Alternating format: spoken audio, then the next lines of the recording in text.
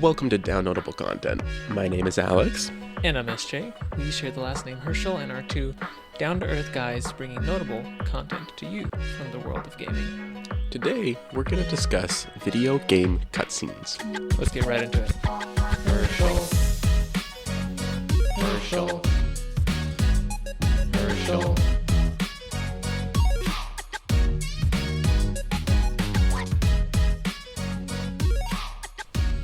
Alex, how are you doing?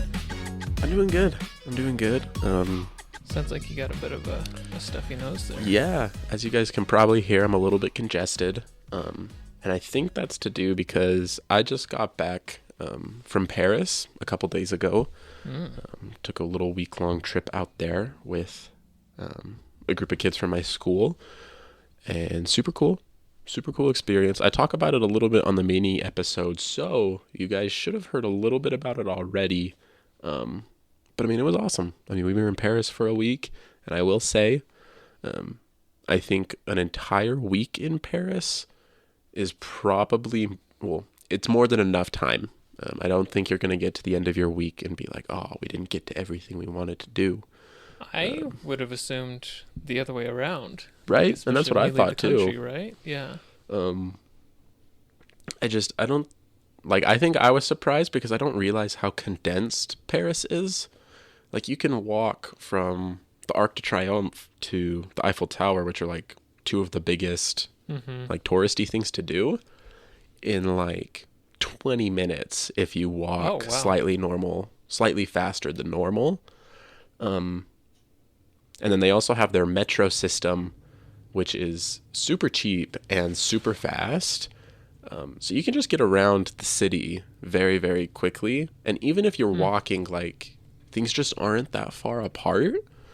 Do most people use public transit over there? It's pretty big. Okay. Yeah. In fact, one of the days that we were there was a public strike.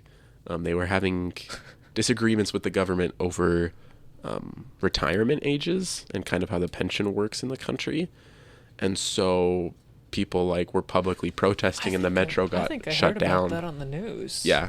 And so the metro got shut down, and that day specifically, the crowds on the street were way more packed. Like, you can noticeably tell that the metro wasn't running. So it seems to be pretty big. But yeah. So I think I'm a little sick just from the travel back. Kind of got to me a little bit, but that jet lag. Yeah. But I'm feeling all right. How are you feeling? Pretty good. My eyes feel a little dry because I didn't get enough sleep last night, so I'm blinking a lot. It just feels good to sit with my eyes shut for a minute. No, isn't it the best when you can close your eyes and you can just noticeably feel relief? Yeah, it's like you can feel your eyeballs warming up and being it's rejuvenated. So nice. You know what I'm talking about? So good. Yeah, that's a good feeling. Yeah. Other than that, you made a purchase. Yes, I did. I'm showing this to the camera here for you audio listeners. This is Super Smash Brothers, and Super Mario Brothers. Smash Bros. The movie? Tell us all about that Smash Bros. Lore. No, but this is Super Mario Bros. The original. Let me just read from the front here. And, quote, "It's a blast. That is the biggest thing plastered on the front of this DVD case by the Washington Post." The Washington Post said it's a blast. And then right underneath, "This ain't no game. It's a live-action thrill ride." Oh my gosh. Oh, geez. When was this filmed? This was 90s, right? Yeah. Yeah. I can't see it here off the top of my head, but let me just for those of you that are watching on video so you can appreciate this, just look at some of that art that's on there. Dude, I would trust... That's reflective. It's kind of hard to see, but I mean, is that Bowser? I hope that's not Bowser. That looks like a dinosaur right there, I think that's Peach. I'm pretty sure... Wait, where? No. So I've actually seen the Bowser from this movie, and that's not him. Okay. But that would have been hilarious. That's straight up like a raptor. I would Got trust guns and this was on sale on Amazon. Shout out to Wario64 on Twitter. That's where I get all my deals. notification on deals. $370 something with tax. It was like $4, and I was like, I've never seen this. I mean, how bad could it be? I mean, right? The Washington Post said it was a blast. The Washington Post. I would trust the Washington Post. That's a credible source of journalism. Did you know that I'm quoted in a Washington Post article? You're quoted? Mm-hmm. What? What is this? When I was living in Virginia, me and my missionary companion, we were at a service project, and some writer from the Washington Post came and was doing an article on the service project. We were there, and wow. He interviewed me for like 2 minutes, and I've got like 3 or 4 sentences written into the Washington Post. Sick. Yeah. Wow. You were producing notable content even back then. All I'm saying is this movie, Washington Post said it was a blast. I'd trust that with my Have you ever seen this? So I've seen clips from it. I've actually refused to watch the entire thing from start to finish because of the clips that I've seen. But I've heard that it's an experience. That's probably true. This is one of the movies of all time. Right? So, I'm going to give it a shot, and whenever I watch it, I'll report back. Yeah. If any of you have seen it, actually, don't tell me what you think about the movie until I've seen it and talk about it, and then you can comment below and tell us about it. Yeah. There you go. Outside of that, you've also made a lot of progress on Fire Emblem Engage. Oh boy, yeah. So I haven't checked, so I can't say for certain. The last time I checked, which was like, I want to say like a week ago, I had about 85 hours in the game. And by now I must have at least 90, being conservative. Yeah, I have, especially because it's been like, rainy and snowy outside around here. Like every free time I've had, I've played Fire Emblem Engage, and like the gameplay loop is so good. Like I'm not sick of it at all. Mm-hmm. I mean, if we weren't recording tonight, I would be playing Fire Emblem like right now. Mm-hmm. So it's just been amazing, and I'm not going to go into it a lot because I want to do an in-depth review with a guest. So, but it's been great. I think I'm nearing the end of the story. But yeah, I'll report back again. There you go. We'll have a dedicated episode on it. 90 plus hours, and he still isn't bored. Meanwhile, I can't finish a game to save my life. On my trip to Paris, I took my Switch with me because it's a 10-hour flight one way. So I had 20 hours of playing time where I could have played it. And then I also had one night where physically I wasn't feeling very well, so I took the night off from like walking around and doing touristy stuff just to kind of rest and recuperate. And so I had another like 5 hours that night where I could have been playing games. And my goal was to finish Eastward. I only have about another 5 hours until I finish the game. How many hours are you in right now? I'm at about, at least 15, but not quite 20. So somewhere in that range. Okay. And I was like, I'm going to finish it. Here's the perfect time. I barely have time to play it at home. So like now is the time to finish it. Mm-hmm. And didn't touch my Switch once. Not even once? Even on the flight over. Why? Like on the flight over, I was like, man, I'm kind of tired. Like I'm not really in the mood to play a game. Right. And so I watched movies for the entire 10 hours and napped and kind of snoozed. That's respectable. And then on my day off, as I was laying there, I was laying there and I just kind of fell asleep. And then on the flight back, I was like, okay. And I told my roommate, because he had mentioned like watching a movie together, and I said, no, like I have I have to do stuff for the podcast. I have to. There's no ifs, ands, ors, or buts about it. I have to finish this game so that, in a couple weeks, I can do a full game review on Eastward for the podcast. And I'm sorry, guys, I just didn't play it at all.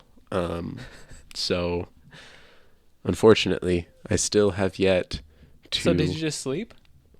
On the flight home? Uh-huh. No, I watched more movies. So you ended up just watching movies anyway? Yeah. What did you watch? I watched 20 hours. That's a lot of movies I watched. That's true. That's a lot. Over both flights, I watched two of the Lord of the Rings movies. Nice. I watched Cultured. The Imitation Game. I watched Catch Me If You Can. I watched The Social Network. I binge watched about half a season of The Office. They have so many movies on airplanes now. They have The Office on there? I didn't know. They have 2 seasons of The Office that you can watch on flights. That's pretty nice. Yeah. Wow. So, I'm sorry. We are going to talk about Eastward later in the podcast, and I promise... Man, we started talking about Eastward like end of last year, and we're almost done with quarter 1, 2023. I know. I know. And to be fair, I haven't put tons of time into gaming, and most of that time went into a failed Nuzlocke, which I'm still bitter about. Lost in the second to last fight of the game, but sad. Alas, here we are. Sad. But with that, let's go ahead and get into our topic for today's show. Like we said in the intro, we're going to talk about video game cutscenes. We're going to talk about what makes them good, what makes them bad, and how they can be used to enhance the gaming experience instead of detracting from it. And we're going to start by talking about some games that didn't quite meet the mark and struggled to use cutscenes effectively. Can I talk about one in particular? Go for it. So... Oh. What? Nothing. Go for it. I'm a big Kingdom Hearts guy. That was one of my very first PlayStation games. I remember my dad bought me both Kingdom Hearts 1 and Kingdom Hearts 2 at the same time, which is torturous. Because as I was playing through Kingdom Hearts 1 as a kid, I'm like curious, and I was like, I wanna start up Kingdom Hearts 2. But anyway, Kingdom Hearts 3 came out over a decade after Kingdom Hearts 2. I've been waiting for that game for years and years and years. I was so excited. I had it pre-ordered. Because I didn't own a PS4 at the time, I was really excited to find out that it was also on Xbox. I played it on Xbox. And the cutscenes are too much. It's too much. And what I mean by that is you get going, you're playing the game, you have these cool combat sequences, and then you're interrupted by a cutscene, which in and of itself isn't bad, but there are too many interruptions to your flow of gameplay that it actually becomes frustrating a little bit. And it completely, in my opinion, messed up the pacing of the game. And that Kingdom Hearts 3, in my opinion, has a lot of other issues, but that was a pretty big one.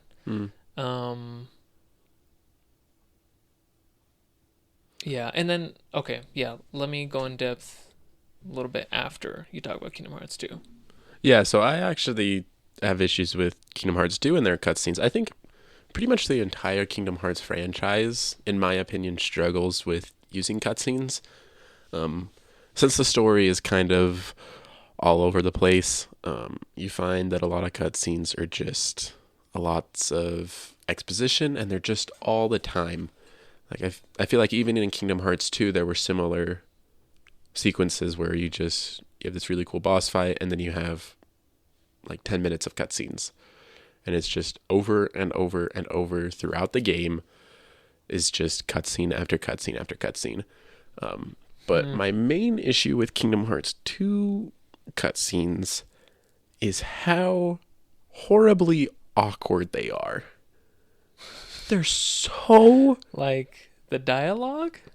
the dialogue, the voice acting, the weird gaps between sentences between characters as they're having normal conversations. Okay, that's kind of true. The random shots that you have of customers just like standing around or being overly expressive with their hands. Like, it's very, very strange. And I know that for some people it adds to the charm of the game. And there are definitely moments where that's the case for me as well. Did somebody mention the door to darkness? Oh my gosh. But zooms in for like 5 seconds straight, complete silence. But I also feel like there's just sorry, that there's also, because the game tends to take itself so seriously, that like that type of humor and awkwardness just doesn't land quite as well. And don't get me wrong, I love Kingdom Hearts, and I can't count the number of hours that I've spent trying to keep up on the story. And I mean, obviously, it wasn't bad enough for me to stop playing the game or for me to dislike the game. But I definitely think it's a glaring weak point for the entire franchise, and especially in Kingdom Hearts 2, because I feel like that's when the story started to say, okay, like, let's make things really, really deep and kind of over the top, and it just didn't quite land it, in my opinion. So I really liked the Kingdom Hearts 2 cutscenes, and there may be a little bit of bias, you know, just from nostalgia, but I can't speak for Kingdom Hearts 1 because it's been so long since I've played it, but I replayed Kingdom Hearts 2 a couple months before Kingdom Hearts 3 came out, and I thought it was totally fine. And I mean, it is awkward and there's a lot of cringe dialogue.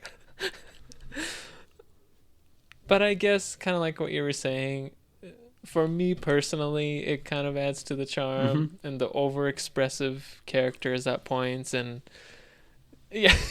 How could you say that, SJ? Yeah, no, I mean, I would rather have that than under-expressive. That's fair enough. But, you know, like, anyway, so I really liked it. I think Kingdom Hearts 2 has less cutscenes for sure. Like the combat to cutscene ratio is a lot better in Kingdom Hearts 2 than 3. Yeah, I'd agree with that. Like when you really get going in combat, you're not like abruptly interrupted in the middle. Like you'll actually have a good session of gameplay before you get to the next cutscene. And in my opinion, I saw the cutscenes as a reward. The cutscenes, you know, especially as a kid, kept me playing the game because I want to see what happens next. I want to see, you know, and because the characters were so expressive, I think. So interesting that Kingdom Hearts 2 is a bad example for you. It's a good example for me. Real quick, what are your thoughts on Kingdom Hearts 1? I honestly, like, I remember cutscenes from it, but I haven't played it in so long that I don't really remember how it was injected into the game. Well, do you remember? I don't think I have problems with any specific cutscenes in the game. I definitely think there's less than any of the other major games in the franchise, but I think so. Their cutscenes aren't skippable. And I know that there are certain, some of the harder boss fights in that game have really long cutscenes before them.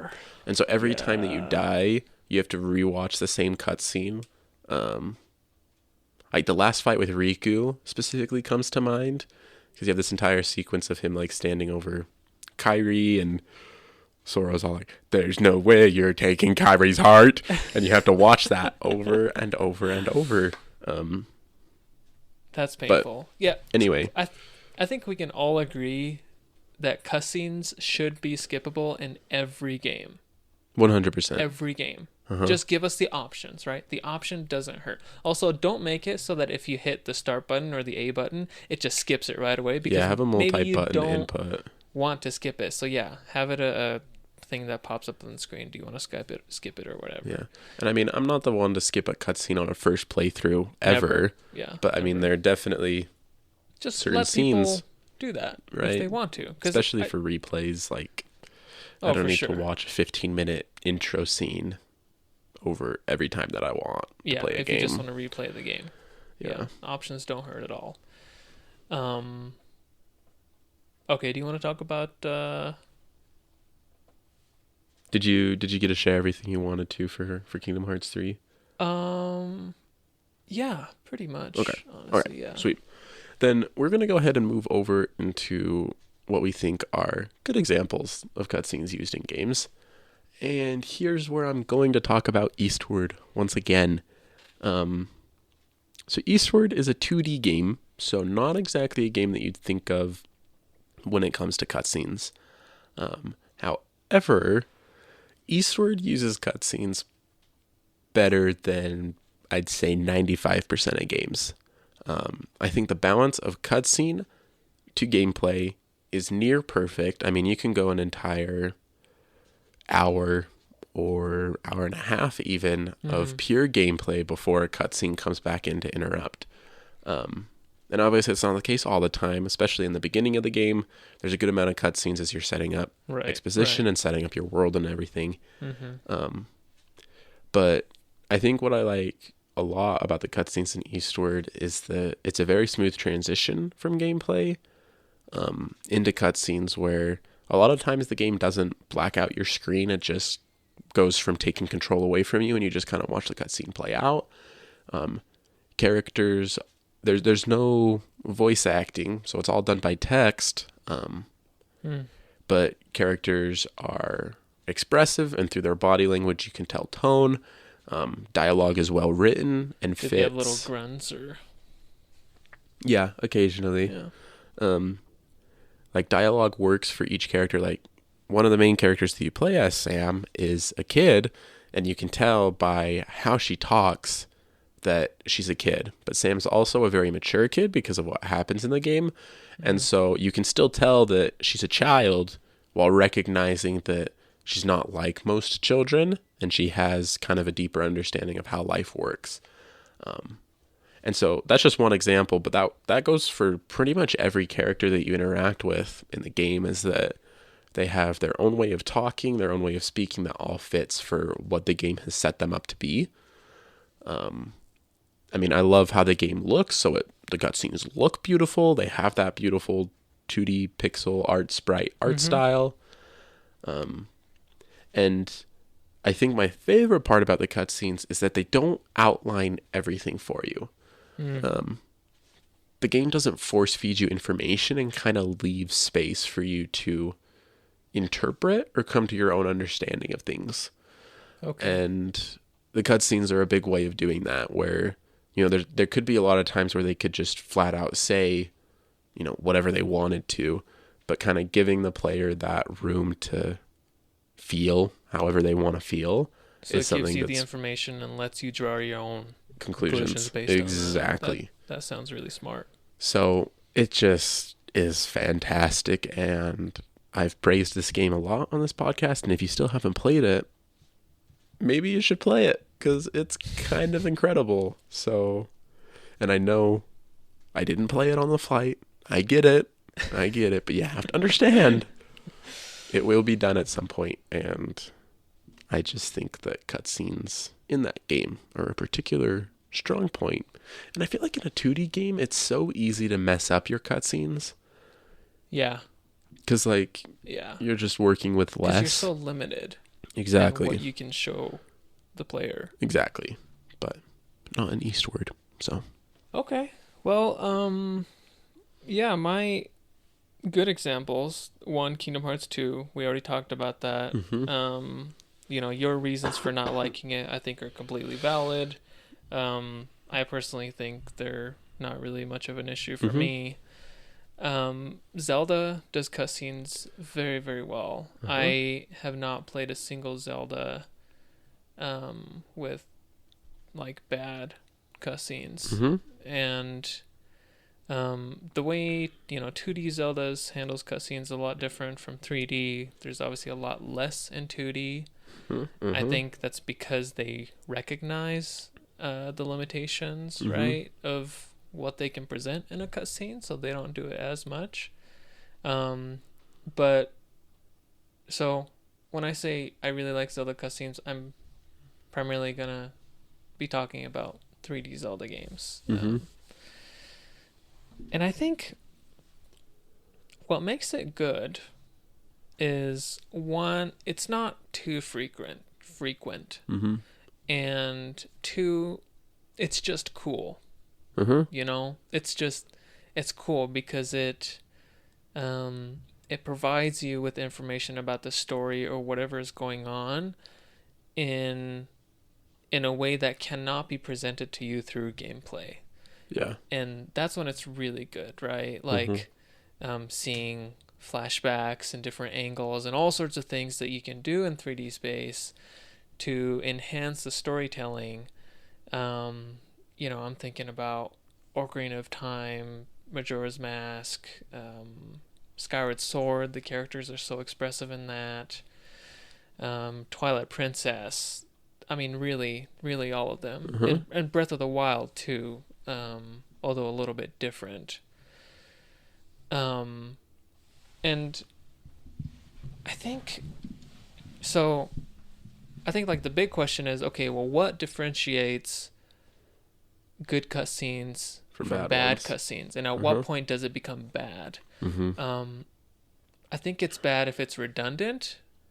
I think it's bad if you haven't considered, okay, how much has the player played the game at this point, right? Like, you don't want to throw in cutscenes every 5-10 minutes. Okay, does this cutscene provide more value, right? Like, could this information be conveyed to the player through gameplay? You know, would that be more interesting or engaging? Or would a cutscene be the best way to do it? Because, you know, gameplay, you've got typically a fixed camera angle. You're just controlling one character and stuff, right? And yeah, I'm not sure where I was going with that, but do you have any things to add? No, yeah, I mean, I think you see it a lot.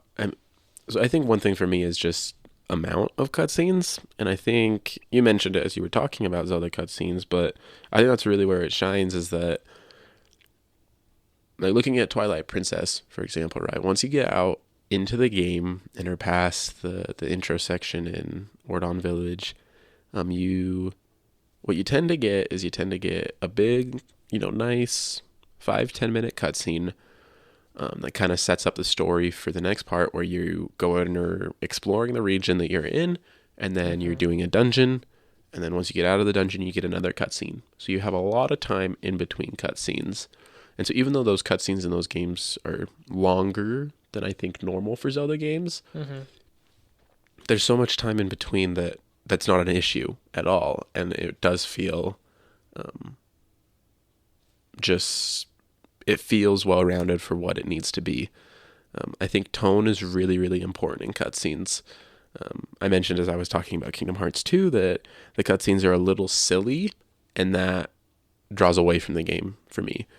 But when you look at cutscenes in Zelda games, you know, I'm thinking mainly about Wind Waker, but also certain scenes in Skyward Sword, they are also very silly and kind of over the top. But those games have been set up to be, or they just seem to be more okay with being silly, at least in my opinion. Right. It doesn't feel out of place because what you're doing is already lighthearted to begin that's with. what the game was built to be. Yeah. And so you have to really nail the tone of your cutscenes. And I think another big thing is music. In all the games that we've talked about today, they all have incredible music. And so using that in your cutscenes is highly effective. Like, okay, think about Ocarina of Time and the cutscene where you show up to Hyrule Castle, you see Impa and Zelda fleeing and Ganondorf following after them, and how sound and music factors in to that cutscene, right? Completely adds to it and just engulfs the gamer in the moment. Same thing in Majora's Mask. When you see the cutscene of a moon crashing into Termina, the music adds to it and fits the tone perfectly. And so the best way for a cutscene, in my opinion, to make it a good cutscene is you just have to master your use of music and sound design. And if you can do that, you can take a cutscene that's okay to something that anyone who plays that game is going to remember. So I 100% agree. Yeah, I could not have said that better. So another thing for me is, so take these Zelda games for example. I think, comparing, let's just say Kingdom Hearts 3, because we both agree that Kingdom Hearts 3 doesn't do cutscenes very well. Mm-hmm. You can see the difference in how they approach cutscenes, because in a Zelda game, let's say you approach, a fairly important character in the story. Let's say King Zora, Mm-hmm. right, at Zora's Domain, and you're talking to him. The majority of it is not a cutscene. You're Mm-hmm. actually just, it changes the camera angle, so you're able to see yourself, Link, and King Zora discussing, but it's not a cutscene. You're still progressing the dialogue forward by pressing A, and you're reading the dialogue box. It's really not a cutscene because you have control over it. In Kingdom Hearts 3, they wouldn't do that. The screen would fade out, and then it would turn into this whole thing that's Mm-hmm. like presented. So it gives you it takes you out of the game. It Yeah. gives you the feeling, oh, I'm not playing the game right now. When can I start playing the game again? And so the two could almost take the exact same amount of time, but depending on how you do it, it can give the player a completely different feeling Mm-hmm. of how the game is progressing. And so I think it's really important to consider for you developers out there, does this have to be a cutscene? And by being a cutscene, would it add additional value? And there's a lot of cutscenes in Kingdom Hearts 3 where I think the answer is no. Or, this cutscene should probably be held off until a later point and combine it with another cutscene to be more concise. Mm-hmm. I would much rather take a 5-10 minute long cutscene than have that 5 or 10 minutes split up into 2 minutes and interrupt the entirety of my gameplay throughout a level. So you really have to consider that back and forth. Yeah. And I think the last thing that I'll personally add in as to what adds to a cutscene is when you have a game that has voice acting, you have to nail it. You have to get it right. I'm serious. Like, think about Breath of the Wild, right? Yep. Each of the champions in Zelda have a distinct voice. Mm-hmm. They're all different, and it's not perfect by any means, but it doesn't seem like any of them are super out of place or like the line was recorded one time and they just accepted it as like, okay, yeah, that's good enough. Yeah, sounds good. You have to get it right. You look at other games that are popular for cutscenes, the new God of Wars, The Last of Us, the Red Dead Redemption series, whatever you want to say.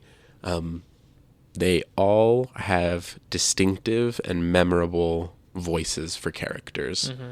And so you need to have voices that work for the character, are memorable and not necessarily generic, and then also, did I already say fit your character?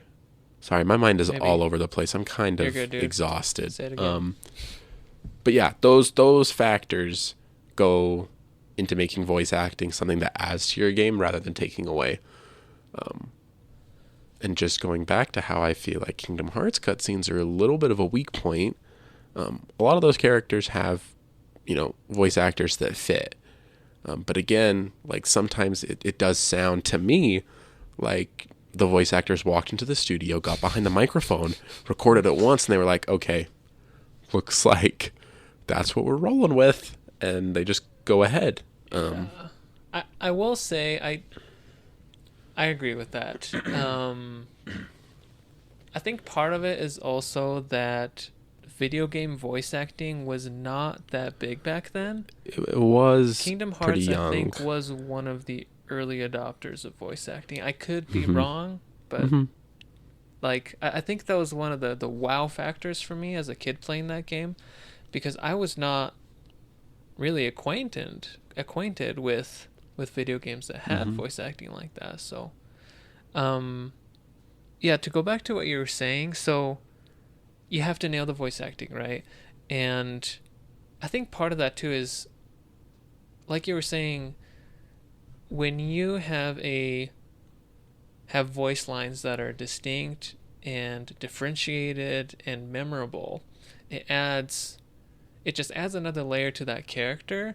And when you're not in a cutscene and you hear that character's voice, it does something to the player, right? Like, you think about that character, it's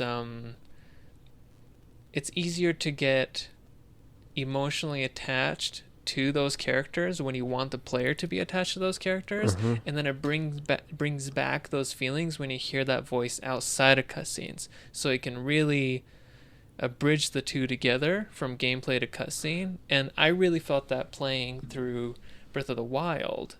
You know, when you go through a cutscene and stuff, and then as you're fighting, like one of the bosses, like Urbosa, will be like, you know, oh, watch out for that move or whatever.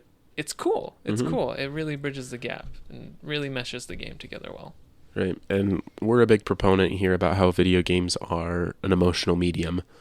And there's a lot of different ways to create emotional connections with your players. And I feel like cutscenes are one of the most temperamental ways to do it, where it doesn't seem like it would be that hard to get it right, but it also isn't very hard to get it wrong. And so you just have to get it right. Yeah, cutscenes are like, it's like frosting on a cake. You know, you've got to get the ratio right. And you have too much frosting, it will completely ruin the cake. Nobody wants to eat, you know, like a 50-50 frosting to cake ratio. And it completely ruins the experience. And then it makes you want to put all the frosting aside. And the same thing can happen in cutscenes, so you really have to be careful. Right. And there's so many different ways to utilize them. I mean, you can have buttercream frosting. You can have ganache. This is going to turn into a cake debate in a second. Cream cheese. But cream cheese frosting. So good. So good. So good. Yeah. But yeah. Anything else to say on cutscenes before we respond to some comments from our YouTube page? Yeah, baby. No, I think that's about it. I'd be curious to hear all of your guys' thoughts, particularly on Kingdom Hearts, because I didn't mind Kingdom Hearts 2 cutscenes. They're not the best. I do think that they're not as good as Zelda, but I didn't mind them. But Alex didn't really like them. What are games that you think had good cutscenes or bad cutscenes? Good examples, bad examples. Send them in. And so we're gonna talk about some comments from our YouTube section. So yeah, just a quick shout out to all of you on YouTube. I really appreciate the comments. We both do, and we noticed that our latest main episode had a lot more views on YouTube than we typically get. And I think that's because at the beginning of the episode we said, hey, this is a tier list. Yeah. You're gonna want to watch the video so that you can see, you know, the tier list that we're building. Okay, should I just Yeah, so our good friend Grapebird, who you'll remember from a few episodes ago, left us a comment. The biggest Twitch streamer ever. He said, hey, I noticed an editing mistake in the video. This is regarding to the Pixar tier list video. If you haven't seen it, go watch that or listen to it. It's phenomenal. It's a good episode. He said, there's a weird glitch that makes Ratatouille look like it's near the bottom A tier instead of the top of S tier. Just wanted to let you know. Great otherwise. Smiley face. Yeah, it's you know, I don't know if that was a glitch. You may want to go back and rewatch actually to really make sure that it's a glitch. If it is a glitch, screenshot or it didn't happen. And and also it might be really good for you to like invite other people to watch it too, to see if the same thing happens on their computers. It could be something wrong with your monitor, your phone screen. So go ahead and invite like 20 people, get a good sample size and get 20 other people to watch the episode, and then we'll see if it really is a glitch. Reunion. Easter's coming up. You might be doing something for that. But thanks, man. We appreciate it. Thank you, Great Bird. We've got Rickster128 said, nice content. Keep it up, mates. Really appreciate it. Great Bird had another comment. We've had a lot of comments from Mia. Yeah. She commented that Celeste and Grease are both very incredible, so she seems to like that. Go ahead. Mia also mentioned that she had gifted Grease to her boyfriend and that he had failed to play the game. And I just gotta say that like physically hurts my soul that someone has access to the game. Like it's been bought. They have it. They own it.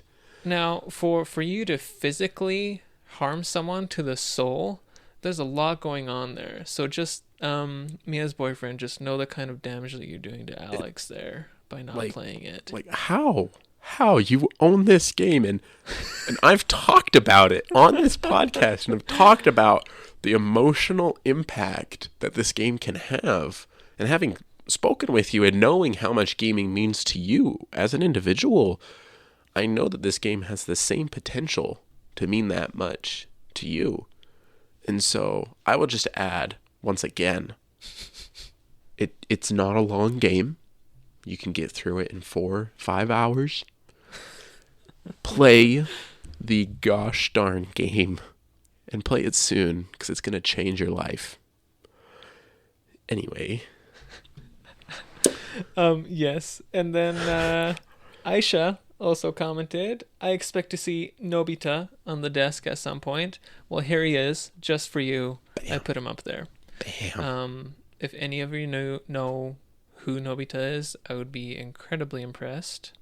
I know that Aisha has lived in Japan, so I would expect her to know. But anyway, thank you all for your feedback and comments, reviews, just watching, all of that jazz. And if you want to leave your own comments, go ahead and head over to our YouTube page where all our new episodes will be published with the video feed, and leave your own comments. If you don't want to leave them on YouTube, you can go ahead and leave the comments directly on the episode, or you can send us emails. And of course, that email will be in the episode description, along with our social media pages, where you can go ahead and check out any promotional material we have for our new episodes. Leave comments, leave likes, all that jazz. Do all of it. And thank you again to Joshua for continuously being our down-to-earth cockatiel, one of our Patreon supporters. And if you would like to also be like Joshua and become a supporter, go check out our Patreon. That's also in the description of the video or podcast episode. There's a couple different tiers, but both tiers get access to exclusive video and or audio content. And so far we have like 3 episodes on there right now. Yep. They're sick. There's going to be more and more coming every month. I will say, just to add a little bit of extra motivation, our Patreon episodes tend to give a bit more of a view into our lives outside of video games. And so if you guys are interested in seeing that, I will say that Patreon is a great way to learn about some of those things, because you'll see a side of us that I don't think you get to see quite as much through our regular episodes. If you have stalkerish tendencies, becoming a Patreon supporter is great. And you know what? I'm totally down for that. Come ahead, stalk us, become a patron. If that's what it takes, I'm ready for it. Why not? All right. Thanks so much, guys. And we will talk to you in the next episode. See you then.